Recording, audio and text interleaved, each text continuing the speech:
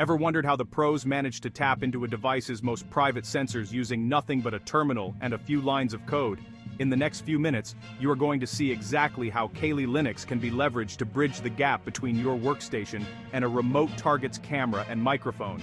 We aren't talking about basic phishing links or simple social engineering.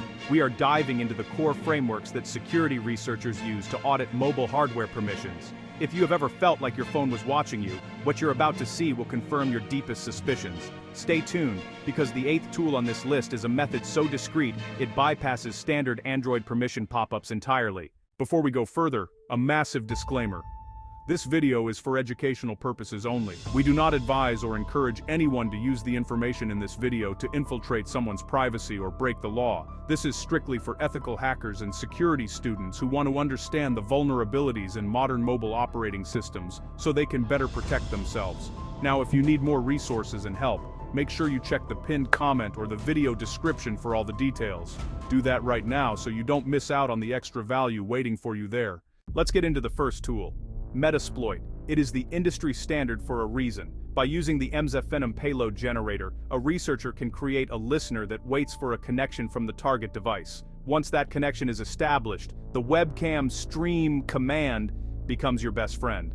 But wait, before we go deeper into the payload configuration, I have to ask you, if you could only secure one thing on your phone, would it be your camera or your microphone?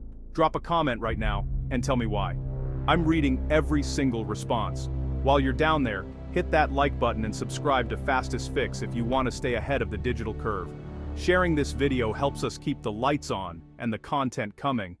Moving to tool number 2, we have the Social Engineering Toolkit, or SET. While Metasploit handles the heavy lifting, SET is what gets you through the front door. It allows for the creation of believable entry points that trick the system into thinking a legitimate update is occurring. When the system thinks it's updating, it often grants high-level hardware access to the camera without the user ever seeing a prompt. Tool number 3 is Spymer. This is a specialized framework designed specifically for data exfiltration. It doesn't just stop at the camera, it creates a persistent backdoor that syncs microphone recordings to a remote server in real time. Now, for those of you looking for something more lightweight, tool number 4 is Phonesploit. This tool leverages ADB, or Android Debug Bridge. If a device has USB debugging enabled over a network, Phonesploit can connect to it remotely over port 5555. Once connected, you can trigger a screen capture or a camera shutter with a single command. It is terrifyingly fast. Tool number 5 is AhMyth. This is a powerful GUI-based rat, or remote access Trojan.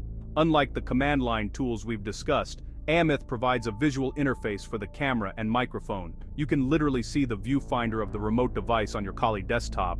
It's a favorite among researchers for demonstrating the dangers of installing APKs from untrusted sources. Tool number 6 is AndroRat. This has been around for years, but it remains effective because of its ability to bind itself to legitimate applications. You could be playing a game while the app is silently recording audio in the background. We are getting to the most advanced ones now. Tool number 7 is L3Mon. This is a cloud-based management suite that lets you control devices from any browser once the initial link is established through Kali. It offers a live microphone feature that is remarkably stable even on low-bandwidth connections. And finally, tool number 8, the Ghost Framework.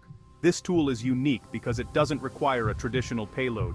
It exploits vulnerabilities in the mobile device's communication protocol to gain temporary access to hardware sensors. It is the ultimate ghost in the machine.